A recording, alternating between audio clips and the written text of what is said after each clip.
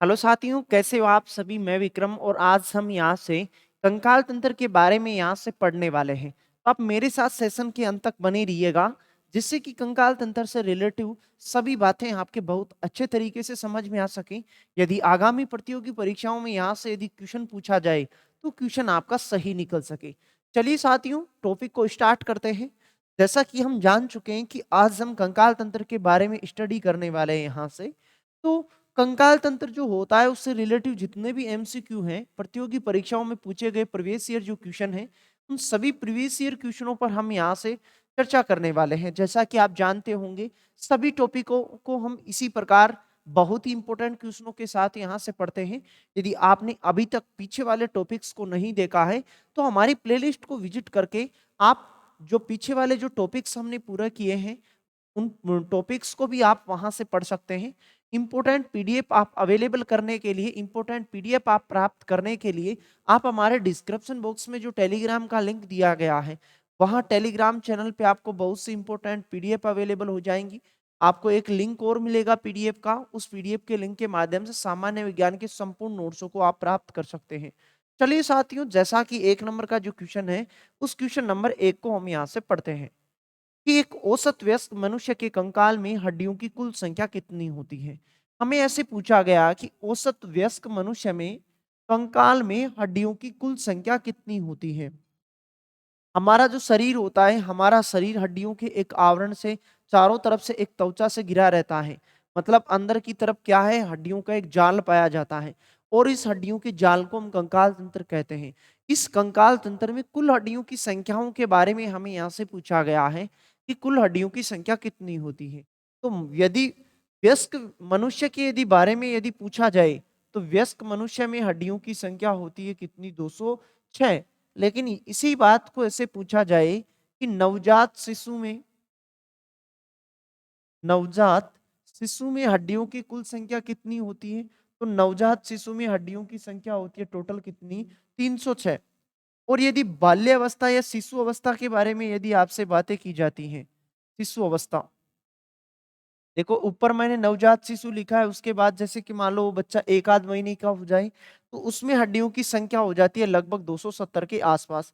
कोई आपकी रिलेटिव मान दे सकता है, कोई आगे पीछे जैसे 271 दे दे, 272 दे दे, तो ऐसे चलने वाली बात है।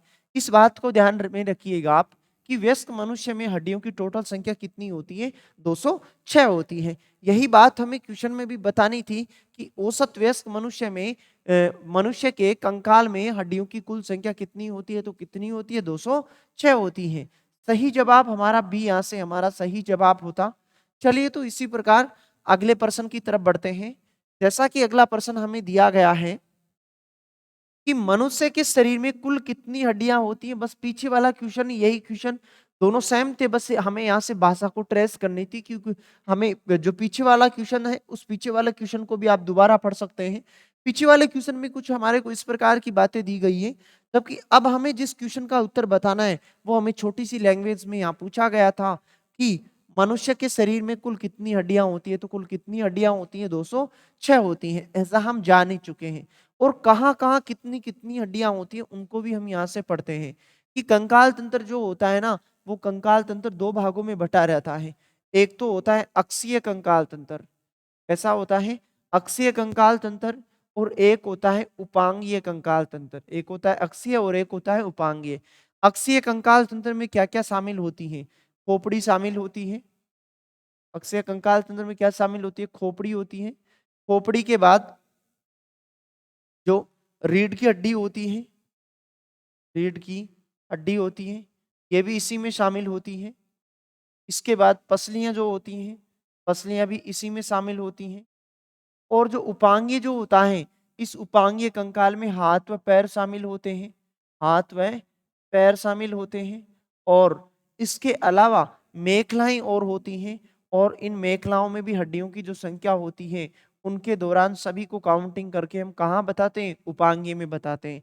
बल्कि खोपड़ी हो गई, रीढ़ की हड्डी हो गई, पसलियां हो गई, इन सभी में जो हड्डियों की जो संख्या पाई जाती है वो कौन से कंकाल तंत्र में बताते हैं, अक्षीय कंकाल तंत्र में हम यहाँ से बताते हैं। तो आपको ऐसी बातों को भी कहीं पूछा जा सकता है। तो मनुष्य के शरीर में कुल कितनी हड्डियां होती है? 206 होती है। ग्रुप डी के पेपर में यहाँ से क्वेश्चन भी पूछा गया था आपको। आगामी परीक्षाएं लगने वाली है, वहां भी इस प्रकार के क्वेश्चन आपको पूछे जा सकते हैं। तो टॉपिक में आप तो पहले तो शुरू से एंड तक बने रहिएगा, तभी आपको रिलेटिव सभी बातें समझ में आएंगी। चलिए तो इसी प्रकार अगले प्रश्न की तरफ बढ़ते हैं। जैसा कि अगला प्रश्न दिया गया है हमें, 20 वर्ष की आयु तक मानव शरीर में हड्डियों की कुल संख्या कितनी होती है? 20 वर्ष यानी कि एक वयस्क मनुष्य में कुल हड्डियों की संख्या कितनी होती है? कोई भी व्यक्ति यदि 20 साल क्रॉस कर चुका है, यानी कि वो वयस्क अवस्था में आ चुका है, तो वयस्क अवस्था में आने पर उसमें टोटल हड्डियों की संख्या फिक्स 206 हो जाती है। ना तो इससे कुछ कम होती है, ना उससे ज्यादा होती है। यदि वो वयस्क अवस्था की बात करे तो वयस्क के बारे में कह रखा है, बस यहाँ वर्ष के बारे में दे दिया। और इसके जो पीछे वाला क्वेश्चन था, इसके पीछे वाले क्वेश्चन में हमें पर्सन में दिया गया था कि वयस्क मनुष्य में हड्डियों की कुल संख्या कितनी होती है, तो वहां हम बता रहे थे 206 होती है। लेकिन यहां हमें पूछा गया 20 वर्ष, 20 वर्ष यानी कि वयस्क अवस्था में, वयस्क अवस्था में हड्डियों की टोटल संख्या होती है कितनी? 206 होती है, फिक्स होती है, ना तो एक ज्यादा होती है ना कम होती है। तो यहाँ 206 हमारे पास ऑप्शन में नहीं था, तो हमारा सही जवाब होता यहाँ से कौन सा? डी हमारा यहाँ से सही जवाब होता। और डी हमारा सही जवाब क्यों होता है, इसका रीजन आप जान ही चुके हैं कि किसी भी वयस्क मनुष्य में हड्डियों की संख्या फिक्स 206 होती है, ना तो कम होती है ना ही ज्यादा होती है। तो सही जवाब यहाँ से तीसरे नंबर के क्वेश्चन का डी हमारा यहाँ से सही जवाब होता। चलिए तो अगले प्रश्न के उत्तर बताइएगा। देखें कि मानव शरीर में पसलियां होती हैं, पसलियों के बारे में हमें यहाँ से बताना था कि पसलियों की संख्या कितनी होती है, ऐसे हमें यहाँ से बताना था। तो जो देखो, जो पसलियां जो होती हैं, जो वयस्क मनुष्य में जो पसलियां जो होती हैं, ये पसलियां 12 जोड़ी के रूप में होती हैं। किसके रूप में होती हैं? 12 जोड़े के रूप में रहती है। 12 जोड़े का मतलब टोटल कितनी हो गई? यदि 12 जोड़े के बारे में बात करें तो कुल कितनी हो गई? 24 हो गई। कितनी हो गई? 24। पसलियों की कुल जो संख्या होती है वो 24 होती है। कितनी होती है? 24 होती है। लेकिन इसके अलावा आप ध्यान में रखिएगा, चाहे तो आप अपनी नोटबुक में आप नोट लगाकर भी इस बात को लिख सकते हो कि सभी जो पसलियां होती हैं, 12 तो इस तरफ होती हैं, 12 इस तरफ होती हैं, सभी की सभी जो पसलियां होती हैं, ये सारी की सारी पसलियां एक सामने एक अस्थि से जुड़ी रहती हैं, मतलब एक हड्डी से जुड़ी रहती हैं। उस हड्डी का नाम हमें परीक्षाओं में पूछा जाता है कि पसलियां किस हड्डी से जुड़ी रहती हैं। उस हड्डी को कहते हैं क्या? स्टर्नम। क्या कहते हैं? स्टर्नम कहा जाता है। पसलियां जिस हड्डी से जुड़ी रहती हैं उसे कहते हैं क्या? स्टर्नम कहा जाता है। तो पसलियों की कुल संख्या पूछे तो कितनी होती है? 24। और स्टर्नम की कुल संख्या पूछी जाए तो स्टर्नम की कुल संख्या कितनी होगी? 1 होगी। तो पसलियों की संख्या के बारे में हमें यहाँ से क्वेश्चन में पूछा गया था, तो पसलियों की टोटल संख्या कितनी होगी? 24। और यदि जोड़े के रूप में पूछे तो जोड़े के रूप में कितनी होंगी? 12 जोड़े के रूप में होंगी। चलिए तो अगले प्रश्न की तरफ बढ़ते हैं। अगला प्रश्न है, चेहरे में कितनी हड्डियों की संख्या कितनी होती है? चेहरे में हड्डियों की संख्या बतानी थी। देखो इस बात को समझिएगा आप कि खोपड़ी जो होती है, इस खोपड़ी में क्या क्या शामिल होती है? खोपड़ी में कपाल शामिल होता है। और खोपड़ी में टोटल हड्डियों की संख्या यदि पूछे ना, तो खोपड़ी में टोटल हड्डियों की संख्या कितनी होगी? 28 होगी, जिसमें कपाल शामिल होता है, कपाल के अलावा कान शामिल होता है, कान के अलावा चेहरा शामिल होता है, और एक और शामिल होता है जिसे कहते हैं क्या? कंठ कहते हैं। क्या कहते हैं? कंठ कहते हैं। ये सारी की सारी जो चीजें होती हैं वो कपा खोपड़ी में स्थित होती हैं, मतलब खोपड़ी के दौरान काउंटिंग किया जाता है। और खोपड़ी में टोटल हड्डियों की संख्या कितनी होती है? 29 होती है। लेकिन जो कपाल होता है, कपाल का मतलब हमारा मस्तिष्क जिन हड्डियों के खोल या जिन आवरण में बंद रहता है, हड्डियों के जिस आवरण में बंद रहता है, उस हड्डियों के आवरण को कहते हैं क्या? कपाल। और कपाल में हड्डियों की टोटल संख्या कितनी होती है? कपाल में टोटल हड्डियों की संख्या कितनी होती है? 8 होती है। कान होता है, एक कान में हड्डियों की संख्या 3 होती है। दोनों कानों में टोटल कितनी हो गई? दोनों कानों में टोटल हड्डियों की संख्या कितनी हो गई? 6 हो गई। और जो चेहरा होता है, इस चेहरे में मतलब सामने, मतलब जिसमें आपके पास या आपके पास जो चेहरे पे जितनी भी सामने बाई फेस किसी को देखते हो तो आपको चेहरा दिखता है। और इस चेहरे पे जो हड्डियों की जो संख्या होती है, वो चेहरे पे हड्डियों की संख्या कितनी होती है? 14 होती है। अब देखो काउंटिंग करो, 8 8 और 6 कितना होता है? 14। 14 और 14 28। एक हड्डी हमारे पास बची हुई है। जो कंठ में पाई जाने वाली जो हड्डी होती है उसकी संख्या होती है कितनी? एक होती है। और कंठ में पाई जाने वाली एक हड्डी विशेष हड्डी होती है, इसका नाम भी आपको ध्यान में रखना होगा, क्योंकि बहुत बार परीक्षाओं में इस बात को पूछा गया है कि मानव शरीर में एकमात्र ऐसी कौन सी हड्डी होती है जो स्वतंत्र अवस्था में पाई जाती है? तो वो होती है कौन सी? कंठ की हड्डी होती है। कौन सी हड्डी होती है? कंठ की हड्डी होती है। और जिसको कहा जाता है क्या? हायोइड बोन कहा जाता है। क्या कहा जाता है? हायोइड बोन कहा जाता है। और इस हायोइड बोन की टोटल संख्या कितनी होती है? एक होती है। पाई कहाँ जाती है? कंठ में पाई जाती है। और जो हायोइड जो बोन होती है वो जो हमारी जीभ होती है, इस जीभ को आधार प्रदान करने का कार्य करती है। तो ऐसी सभी बातों को हम यहाँ से बता सकते थे। चेहरे में कितनी हड्डियां होती हैं? तो चेहरे में हड्डियों की संख्या कितनी होती है? 14 होती है, ऐसा हम यहाँ से बता सकते हैं। सही जवाब हमारा यहाँ से क्या होगा? बी हमारा यहाँ से सही जवाब होगा कि चेहरे में कितनी हड्डियां होती हैं? चेहरे में हड्डियों की संख्या कितनी होती है? 14। कपाल में हड्डियों की संख्या कितनी होती है? 8।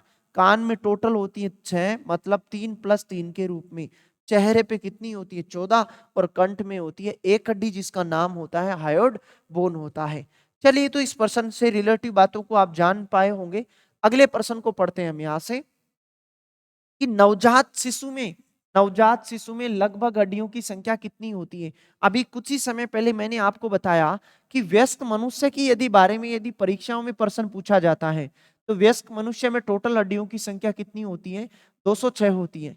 लेकिन इसी बात को ऐसे पूछा जाता है कि नवजात शिशु में हड्डियों की संख्या कितनी होती है? तो नवजात शिशु में हड्डियों की जो संख्या होती है वो होती है कितनी? 306 होती है। कितनी होती है? 306 होती है। लेकिन जैसे जैसे ये शिशु बाल्य अवस्था में आता है तो इसमें हड्डियों की संख्या धीरे धीरे कम होने लग जाती है। तो यहाँ हो सकता है आपको 306 से कम थोड़ा बहुत आपके पास ऊपर नीचे कोई मान मिल सकता है। या तो 306 होगा या आपके पास 306 के आसपास कोई मान मिलेगा। ज्यादा तो होने से रहा, थोड़ा कम हो सकता है। तो यहाँ कुछ इसी प्रकार की बातों को ध्यान में रख के हमें प्रश्न का जवाब बताना था कि नवजात शिशु में लगभग हड्डियों की संख्या कितनी होती है।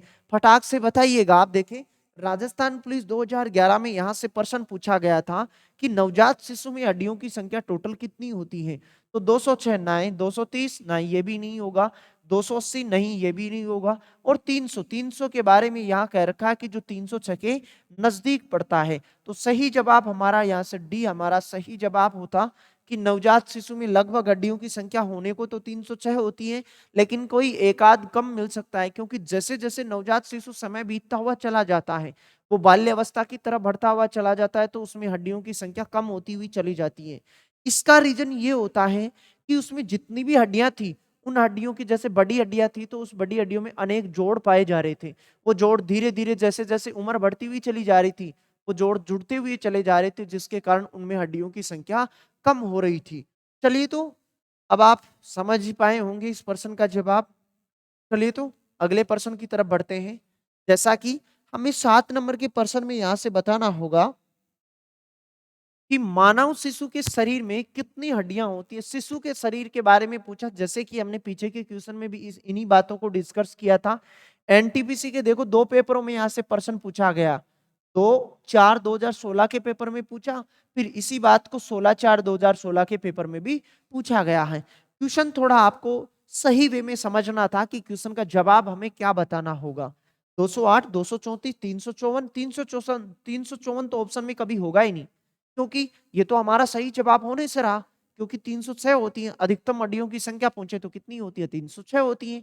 जैसे जैसे समय बीतता हुआ चला जाता है तो उसमें हड्डियों की संख्या कम होती हुई चली जाती है, क्योंकि बड़ी जो हड्डियां होती थी उसमें जब वो नवजात शिशु था तो उसमें बड़ी हड्डियों में अनेक जोड़ पाए जा रहे थे। जैसे जैसे उम्र बढ़ती हुई चली गई तो वो जोड़ जुड़ते हुए चले गए, जिसके कारण उसमें हड्डियों की संख्या कम होती हुई चली जाती है। अब बताना था, यदि कहीं इस प्रकार का यदि प्रश्न पूछा जाए ना, तो आप 306 के जो अधिकतम जो मान होगा ऑप्शनों में वो आपको चुनना होगा। यानी कि 306 के आसपास कोई मान हो और अधिकतम हो, जैसे कि 208, 334, 354, 270। तो अब हम यहाँ से सही जवाब हम बताते कौन सा? 270 बताते। मानव शिशु में, एक तो नवजात शिशु में नवजात शिशु में कितनी होती है? 306 होती है। लेकिन जैसे ही वो एक आध महीने का होने लगता है तो उसमें हड्डियों की संख्या कितनी होने लग जाती है? 270, मतलब कम होती हुई चली जाती है। हो सकता है ऑप्शन में आपको यहाँ 280 भी मिल सकता है, तो आप अधिकतम वैल्यू को चुनना होगा आपको यहाँ से। तो सही जवाब आपका यहाँ से क्या होगा? 7 नंबर के क्वेश्चन का सही जवाब होगा डी, हमारा यहाँ से सही जवाब होगा। चलिए, तो इसी प्रकार अगला प्रश्न है स्कुला। स्कुला का मतलब होता है खोपड़ी। खोपड़ी में कुल हड्डी होती है, खोपड़ी में कुल हड्डियों की संख्या बतानी थी कि खोपड़ी में कुल हड्डियों की संख्या कितनी होती है। अभी यदि मेरे साथ यदि आपने वीडियो के शुरू से बने हुए होंगे तो मैंने आपको डिस्कस करवाया था खोपड़ी। खोपड़ी में टोटल हड्डियों की संख्या कितनी होती है? 29। और 29 में भी एक तो कौन शामिल होता है? कपाल शामिल होता है। कपाल के अलावा एक चेहरा शामिल होता है, चेहरे के अलावा कान शामिल होता है, और इसमें और क्या शामिल होता है? कंठ शामिल होता है। कपाल में 8 हड्डियां होती हैं, चेहरे पे 14 हड्डियां होती हैं, कान में 3 + 3 यानी कि 6 होती हैं, एक कान में 3 होती हैं, दोनों कानों में कितनी हो गई? टोटल 6 हो गई। और कंठ में कितनी हो गई? 1 हो गई। 14 और 6 20, 20 और 8 28, 28 और 1 29 हो गई। तो यदि इस प्रकार की बातें यदि आपको एग्जाम में पूछी जाती हैं तो आपको सही जवाब बताना होगा कि खोपड़ी में टोटल हड्डियों की संख्या कितनी होगी? 29 होगी। सही जवाब डी यहां से हमारा सही जवाब होगा। चलिए, तो अगले प्रश्न की तरफ बढ़ते हैं। जैसा कि हमें अगला प्रश्न दिया गया है कि मानव में कपाल तंत्र की संख्या पाई जाती है। मानव में कपाल तंत्र की संख्या पाई जाती है, ऐसा हमें यहां से बताना होगा। पोस्ट ऑफिस 2013 में यहां से प्रश्न पूछा गया है। तो अभी हमने इससे पीछे के क्वेश्चन में भी डिस्कस किया है कि मानव का जो कपाल होता है, कपाल 8 हड्डियों के जोड़े में बंद रहता है, मतलब 8 हड्डियों के जोड़ होते हैं। उसमें क्या होते हैं? 8 हड्डियों के जोड़ होते हैं। जब ये परीक्षा में प्रश्न पूछा गया था तो हमें इसी प्रकार के ऑप्शन वहां देखने को मिल रहे थे। तो हमारा 9 नंबर का सही जवाब यहां से लगा सकते थे। कितने? 8 जोड़े होते हैं, जिसमें टेम्पोरल, फ्रंटल, ऐसे कुछ हड्डियां जो होती हैं वो शामिल होती हैं। हमारा मस्तिष्क जिन 8 हड्डियों के खोल में बंद रहता है, इन 8 हड्डियों के खोल को कहते हैं क्रेनियम। क्या क्या क्या कहते हैं इसको? क्रेनियम कहते हैं। क्या कहते हैं? क्रेनियम कहते हैं। ध्यान में रखिएगा इस बात को। चलिए, तो 10वें नंबर का प्रश्न है मानव में स्पाइनल कोलम खालिस्तान हड्डियों से बना होता है। स्पाइनल कोलम यानी कि रीढ़ की हड्डी, स्पाइनल कोलम कितनी हड्डियों से बना होता है? तो जब नवजात होता है तो इस नवजात में 33 हड्डियों से बना होता है, लेकिन वयस्क अवस्था में इसमें हड्डियों की संख्या होती है कितनी? 26 होती है। सही जवाब यहाँ से ए, हमारा यहाँ से सही जवाब होता। इस बात को आप समझ ही पाए होंगे। और यदि नवजात के बारे में पूछे तो 33 बताना है, और यदि वयस्क व्यक्ति के बारे में पूछे तो वयस्क व्यक्ति में हड्डियों की संख्या होगी वहां कितनी? 26 होगी। ऐसी बातों को हम यहां से बता सकते हैं। चलिए, तो जैसे कि प्रारंभिक अवस्था में कशेरुकाओं की कुल संख्या कितनी होती? वही बात पूछी गई है। पीछे के क्वेश्चन में भी कुछ इसी प्रकार की बातें हमें पूछी गई थी, तो इस क्वेश्चन में पूछी गई है। बस यहाँ लैंग्वेज कुछ अलग हमें पर्सन में देखने को मिल रही थी, तो उस लैंग्वेज को हमें यहाँ से पकड़ना था कि हमें क्या बताना है। कशेरुकाओं की कुल संख्या वो भी प्रारंभिक अवस्था में बताना था। तो प्रारंभिक अवस्था में कशेरुकाओं की संख्या कितनी होती है? 33 होती है। लेकिन वयस्क अवस्था में कितनी होती है? 26 होती है। सही जवाब 11वें नंबर का सही जवाब होता है यहाँ कितना? 33। 33 हमारा सही जवाब होता। चलिए, तो अगले प्रश्न की तरफ बढ़ते हैं। अगले प्रश्न का फटाक से आप कमेंट बॉक्स में आप लिखें, देखें इस प्रश्न का सही जवाब क्या होने वाला है। वयस्क मानव में स्पाइनल कोलम हड्डियों से बना होता है। फटाक से लिखिएगा, इस बात को आपने समझा होगा तो अब सही जवाब भी आप इसका लिख सकते हैं कि स्पाइनल कोलम में हड्डियों की संख्या कितनी होती है। लेकिन वयस्क के बारे में पूछा गया है अब हमें, तो वयस्क में स्पाइनल कोलम में टोटल संख्या कितनी होती है? जैसे कि मैं पीछे के क्वेश्चन को फिर से आपको दोबारा से दिखाता हूं। देखो, इस प्रश्न को पढ़ें आप। मानव में स्पाइनल कोलम में हड्डियों की, मतलब नवजात के बारे में पूछा था, क्योंकि 26 अब ऑप्शन में नहीं था, 33 हमने सही जवाब बताया। इस प्रश्न में हमने पूछा कि इस प्रश्न में हमें बताया कि प्रारंभिक अवस्था में कशेरुकाओं की संख्या कितनी होती है, तो 33 बताया हमने। लेकिन अब हमें वयस्क व्यक्ति में बताना था कि वयस्क व्यक्ति में स्पाइनल कॉलम कितनी हड्डियों से बना होता है। तो कितनी हड्डियों से बना होता है? 26 हड्डियों से बना होता है। सही जवाब कौन सा होता? डी हमारा यहाँ से सही जवाब होता। चलिए, तो इस बात को आपने समझा होगा। इसी प्रकार अगले प्रश्न की तरफ बढ़ते हैं। जैसा कि हमारा अगला प्रश्न है कि मानव शिशु के शरीर में कितनी हड्डियां होती है। मानव शिशु के बारे में पूछा गया है कि शिशु के बारे में मानव शिशु के शरीर में कितनी हड्डियां होती हैं। एनटीपीसी की पेपर में यहाँ से प्रश्न पूछा गया था। तो अभी मैंने आपको बताया था, यदि आपको इस प्रकार का यदि प्रश्न पूछा जाए तो 306 के पास जितना भी मान होगा, कोई एक ऑप्शन में रखा हुआ होगा आपके पास, यानी कि अधिकतम वैल्यू हमें वहां से चुननी होगी। और वो भी नवजात के बारे में पूछा, मानव शिशु के बारे में पूछा, तो नवजात जो शिशु होता है उसमें 306 हड्डियां होती हैं। कितनी होती हैं? 306 होती हैं।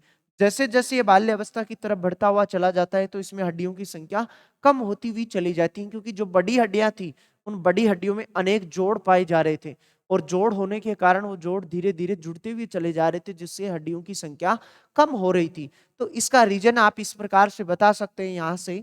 तो मानव शिशु के शरीर में कुल कितनी हड्डियां होती हैं, तो यहां से अधिकतम वैल्यू चुनना था। तो देखो, ये ऑप्शन 354 कभी नहीं आने वाला है, ना ही आपके पास। अब यहां से सही जवाब होगा 306 के पास कौन सा मान पड़ रहा है? सी ऑप्शन पड़ रहा है, मतलब 270 हमारा सही जवाब होगा यहाँ से। ठीक है ना, इस बात को आपने समझा होगा। पीछे के क्वेश्चन भी कुछ इसी प्रकार के थे, तो हमने उन क्वेश्चनों को भी हमने इसी प्रकार से किया था। तो और दोस्तों, आपको बता दूं, यदि आपने अभी तक हमारा टेलीग्राम चैनल ज्वाइन नहीं किया है तो आप हमारा टेलीग्राम चैनल भी ज्वाइन करें। लिंक आपको डिस्क्रिप्शन बॉक्स में मिल जाएगा, जहां से डेली लाइफ में बहुत सी इंपॉर्टेंट क्यूज होती हैं, इंपॉर्टेंट पीडीएफ अवेलेबल करवाई जाती है। तो आप हमारा टेलीग्राम चैनल भी ज्वाइन करें। चलिए, तो अगले प्रश्न की तरफ बढ़ते हैं। जैसा कि अगला प्रश्न आपको दिखाई दे ही रहा है, और हमें यहां से बताना होगा कि कंकाल तंत्र किस प्रकार का उत्तक होता है। ऐसी बात को हमें यहां से बताना होगा कि कंकाल तंत्र मतलब हड्डियों से बना हुआ जो जाल होता है, उस जाल को हमने क्या कहा है? कंकाल तंत्र कहा है। और कंकाल तंत्र किस प्रकार का उत्तक होता है, ऐसे हमें यहां से बताना होगा। तो जो कंकाल जो तंत्र होता है, ये कंकाल तंत्र मनुष्य के शरीर में पाए जाने वाला एकमात्र कठोर संयोजी उत्तक होता है। कौन सा होता है? एकमात्र कठोर संयोजी उत्तक होता है। कठोर संयोजी उत्तक होता है। ये बात आपको परीक्षाओं में पहले भी बहुत बार पूछी गई है कि कठोर संयोजी उत्तक कौन सा होता है? कंकाल तंत्र, यानी कि हड्डियां होती हैं। संयोजी का मतलब होता है एक पार्ट को दूसरे पार्ट से जोड़े रखने का काम करता है, और कठोर का आप समझ ही गए होंगे। तो हमारे शरीर में कठोर संयोजी उत्तक तो होता है कौन सा? कंकाल तंत्र कठोर संयोजी उत्तक होता है। लेकिन यदि रक्त के बारे में पूछा जाए तो जो रक्त होता है, ये मनुष्य के शरीर में पाए जाने वाला एक तरल संयोजी उत्तक होता है। कैसा होता है? तरल संयोजी उत्तक होता है। इन दोनों बातों को ध्यान में रखिए। ग्रुप डी के पेपर में ये ऐसे कैसे क्वेश्चन पूछे गए हैं, दोनों के दोनों प्रश्न, कि कठोर संयोजी उत्तक तो कौन होता है? कंकाल, यानी कि हड्डियां होती हैं। जबकि तरल संयोजी उत्तक कौन सा होता है? ब्लड होता है। तो दोनों बातों को आप एक साथ ध्यान में रखिएगा। चाहे तो आप अपनी नोटबुक में भी इन दोनों बातों को लिख सकते हैं कि मनुष्य के शरीर में पाए जाने वाला एकमात्र कठोर संयोजी उत्तक होता है कंकाल तंत्र, और मनुष्य के शरीर में पाए जाने वाला एकमात्र तरल संयोजी उत्तक होता है कौन? ब्लड होता है। कौन होता है? ब्लड होता है। चलिए, तो अगले प्रश्न की तरफ बढ़ते हैं, और इस प्रश्न का जवाब हम बता ही सकते थे कि कंकाल तंत्र किस प्रकार का उत्तक है? संयोजी उत्तक है। और संयोजी में भी यदि हमें पूछा जाए ना, तो कौन सा संयोजी है? कठोर संयोजी उत्तक है। कैसा संयोजी है? कठोर संयोजी उत्तक है। ऐसी बातों को हमने यहाँ से सीखा है। तो इस प्रकार हम प्रश्न में भी बता सकते हैं यदि ऐसी बातें हमें पूछी जाएं तो। चलिए, तो अगले प्रश्न की तरफ बढ़ते हैं, और अगला प्रश्न में हमें दिया गया है कि ओस्टियोसाइट ओस्टियोसाइट पाए जाते हैं। ओस्टियोसाइट, देखो, ओस्टियो हड्डियों का अध्ययन, विज्ञान की वह शाखा जिसमें हड्डियों का अध्ययन किया जाता है, उस हड्डियों की अध्ययन करने वाली विज्ञान की शाखा को कहते हैं क्या? ओस्टियोलॉजी कहते हैं। क्या कहते हैं? ओस्टियोलॉजी कहा जाता है। परीक्षा में पूछा गया है, इंपॉर्टेंट बात है, आप ध्यान में रखिएगा इस बात को, कि विज्ञान की वह शाखा जिसमें हड्डियों का अध्ययन करते हैं उसे कहते हैं क्या? ओस्टियोसाइट। और विज्ञान की विभिन्न प्रकार की शाखाओं से यदि प्रश्न यदि आपको एग्जाम में पूछा जाता है, यदि आप उन विज्ञान की शाखाओं को यदि आप पढ़ना चाहते हो तो प्लेलिस्ट को चेक करें, वहां आपको टॉपिक मिल जाएगा विज्ञान की शाखाएं यानी कि ब्रांच ऑफ साइंस। वहां आपको बहुत से इंपॉर्टेंट जो क्यूज हैं वो प्रोवाइड करवाए गए हैं। आप चाहें तो उनको पीडीएफ के माध्यम से भी प्राप्त कर सकते हैं। पीडीएफ को प्राप्त करने के लिए आप डिस्क्रिप्शन बॉक्स का सहारा लें। डिस्क्रिप्शन बॉक्स में सबसे ऊपर की तरफ जो लिंक दिया गया है उस लिंक के माध्यम से सामान्य विज्ञान के संपूर्ण नोट्सों को आप प्राप्त कर सकते हैं, जिसमें आपको एक टॉपिक मिलेगा विज्ञान की शाखाएं। उसमें विज्ञान की विभिन्न प्रकार की शाखाओं के इंपोर्टेंट आपके पास नोट्स अवेलेबल हैं। चाहे तो आप वहां से भी पढ़ सकते हैं, और यदि वीडियो के माध्यम से पढ़ना चाहते हैं तो आप हमारी प्लेलिस्ट को विजिट करके वहां से आप वीडियो में भी देख सकते हैं कि विज्ञान की शाखाओं से किस प्रकार के हमें एग्जाम में प्रश्न पूछे जाते हैं। तो वहां आपको क्वेश्चन में भी डिस्कस करवाया था कि हड्डियों का अध्ययन विज्ञान की जिस शाखा में किया जाता है उस शाखा को कहते हैं क्या? ओस्टियोलॉजी कहते हैं। क्या कहते हैं? ओस्टियोलॉजी कहते हैं। ऐसा हम यहाँ से बता सकते हैं। लेकिन अब हमें यहाँ से पूछा ओस्टियोसाइट, साइट का मतलब होता है कोशिका, ओस्टियो का मतलब होता है हड्डी। ये ओस्टियो जो वर्ड होता है ना, ये ओस्टियो वर्ड किसके लिए आता है? हड्डियों के लिए आता है। हमारी जो हड्डियां होती हैं, इन हड्डियों में पाई जाने वाली जो कोशिका होती हैं, इस पाई जाने वाली कोशिका को कहते हैं क्या? ओस्टियोसाइट कहते हैं। क्या कहते हैं? ओस्टियोसाइट कहते हैं। तो हड्डियों में पाई जाने वाली जो कोशिका होती है उसे क्या कहते हैं? ओस्टियोसाइट कहते हैं। इस बात का आप ध्यान में रखिएगा, परीक्षाओं में पूछा जाता है इस बात को कि हड्डियों में पाई जाने वाली कोशिका को क्या कहा जाता है? ओस्टियोसाइट कहा जाता है। तो पाए जाते किसमें? अस्थि में, यानी कि बोन्स में पाए जाते हैं, मतलब हड्डियों में पाए जाते हैं। ऐसा हम यहाँ से सही जवाब बता सकते थे जब आप इतनी बातों को जानते हैं। तो सही जवाब हमारा कौन सा?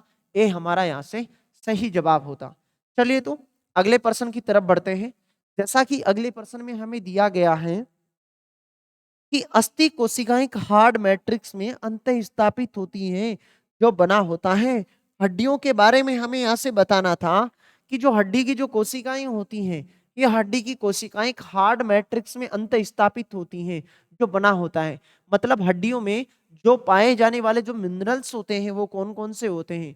एक तो होता है कैल्शियम और एक होता है कौन सा? फास्फोरस। और इन दोनों के कारण हड्डियां क्या होती हैं? कठोर होती हैं। कैल्शियम जो मूलभूत होता है हड्डियों के लिए, जो हड्डियों में अधिकतम मात्रा में हमें मिलता है, और जो कैल्शियम होता है इस कैल्शियम के कारण ही हड्डियां जो होती हैं वो कठोर होती हैं। ऐसे हमें रेलवे ग्रुप डी के पेपर में यहाँ से क्वेश्चन में पूछा गया था, तो हम यहाँ से सही जवाब बता सकते थे कि कैल्शियम और फास्फोरस हड्डियों में पाए जाते हैं और इनके कारण हड्डियां क्या होती हैं? चमकीली और कठोर होती हैं। ऐसा हम यहाँ से बता सकते थे। सही जवाब 16वें नंबर के क्वेश्चन का सही जवाब होगा ए हमारा यहाँ से सही जवाब होगा।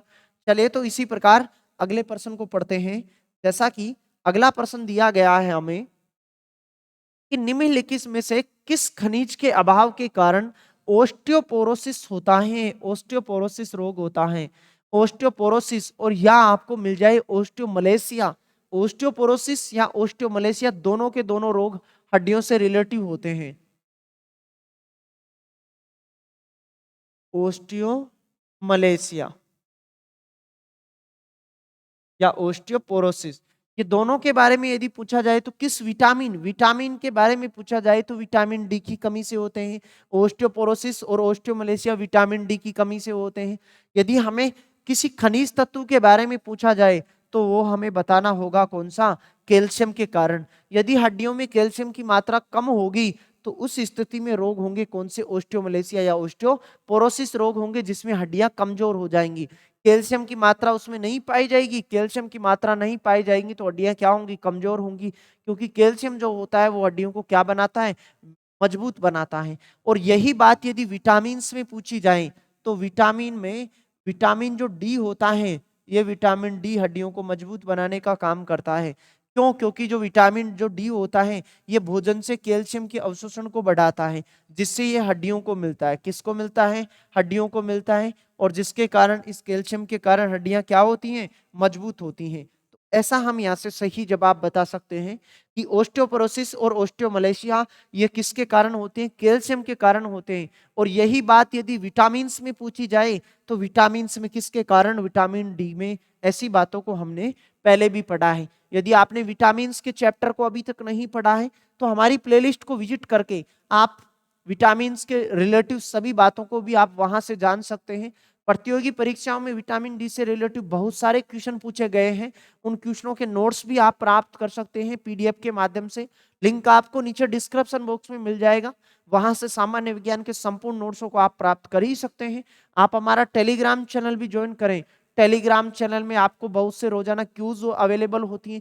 इंपोर्टेंट जो पीडीएफ होती हैं उन पीडीएफ को भी आप टेलीग्राम की सहायता से प्राप्त कर सकते हैं। चलिए, तो ये देखो, आप दिल्ली पुलिस के पेपर में यहाँ से इस प्रकार के क्वेश्चन पूछे गए हैं। इसी प्रकार सभी मॉडरेट क्वेश्चनों के साथ हम सभी टॉपिकों को यहाँ से डिस्कस करने वाले हैं।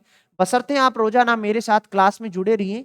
और यदि क्लास आपको पसंद आए, यदि यहाँ से आपको सीखने लायक कुछ चीजें मिली हुई हो तो आप वीडियो को लाइक कर सकते हैं और एक प्यारा सा कमेंट भी आप नीचे लिख के जाएं कि हमें यहाँ से सीखने के लिए कुछ मिला है, या अन्य आपके पास जो भी व्यू हो वो आप कमेंट बॉक्स में लिख के जा सकते हैं। बाकी आप लाइक शेयर वीडियो को करते ही होंगे, अन्यथा आप यहां से मजे से पढ़िएगा आप तो। चलिए, तो अगला प्रश्न है, कौन सा खनिज हड्डियों के लिए आवश्यक होता है? ऐसी बात को हमें यहाँ से पूछा है कि हड्डियों के लिए कौन सा आवश्यक खनिज होता है। छोटी सी बात हमें यहाँ पूछी गई है, बस बात को हमें यहाँ से समझना था। जेई की एग्जाम में यहाँ से पूछा गया था 2019 में। तो कौन सा होता है? जो कैल्शियम होता है, ये कैल्शियम मूलभूत अवयव होता है हड्डियों का। यानी कि हड्डियों को कम से कम कैल्शियम की रिक्वायरमेंट रहती है, क्योंकि हड्डियों में जो होता है, ये हड्डियां अपना जो काम होती है, मतलब मजबूत जो होती हैं, ये मजबूत बनाने का काम कौन करता है? कैल्शियम ही करता है। तो ऐसी बातों को हमने पीछे के क्वेश्चन में भी पढ़ा है। सही जवाब होगा क्या? ए हमारा यहाँ से सही जवाब होगा। चलिए, तो अगले प्रश्न की ओर बढ़ते हैं। जैसा कि हमें अगले प्रश्न में बताना होगा यहाँ से कि दांतों और हड्डियों में पाए जाने वाला तत्व कौन सा होता है? दांतों और हड्डियों में पाए जाने वाला तत्व कौन सा होता है? तो बस बात वही है, बस हमें घुमा फिरा के कुछ लैंग्वेज में अलग करके हमें परीक्षा में परोसता है क्वेश्चन को, तो वहां हम घबरा जाते हैं। बातें देखो, पीछे के क्वेश्चन में भी हमें कुछ इसी प्रकार की पूछी गई है। देखो, ये प्रश्न देखिएगा, ये प्रश्न देखें आप। इस प्रश्न में हमने डिस्कस किया है कि कैल्शियम और फास्फोरस की जरूरत होती है किसको? हड्डियों की आवश्यकता होती है। लेकिन यहाँ सूत्र के रूप में दिया गया है, सी लिख रखा है मतलब कैल्शियम, पी लिख रखा है मतलब फास्फोरस। ऐसा प्रश्न ग्रुप डी के एग्जाम में पूछा गया था। लेकिन जो बात हमें 19 नंबर के प्रश्न में पूछी गई, हमें 19 नंबर के प्रश्न में तो हमने कैल्शियम के बारे में पढ़ाई है। जो 19 नंबर का जो प्रश्न है, 19 नंबर के प्रश्न में भी हमें कुछ इसी प्रकार की बातें दी गई हैं। लेकिन यहाँ सूत्र का कोई काम नहीं था, सिर्फ हिंदी में लिख रखा है। और ऐसा प्रश्न देख के हम कई बार डर जाते हैं। डरे नहीं प्रश्न से आप, कि हड्डियों और दांतों में जो पाए जाने वाला तत्व होता है वही होता है जो हमने पीछे के प्रश्न में पढ़ा है। क्या? कैल्शियम और फास्फोरस होता है। और इन्हीं के कारण हड्डियां जो होती हैं चमकदार और मजबूत होती हैं। सही जवाब 19वें नंबर के क्वेश्चन का सही जवाब होगा क्या? सी हमारा यहाँ से सही जवाब होगा।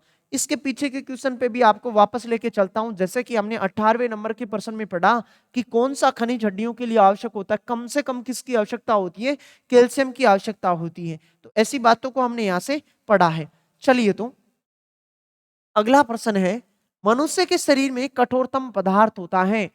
मानव शरीर में जो सबसे कठोर पदार्थ होता है उसके बारे में हमें यहाँ से बताना होगा कि मनुष्य के शरीर में सबसे कठोर पदार्थ क्या होता है। ऐसी बातों को हमें यहाँ से बताना है।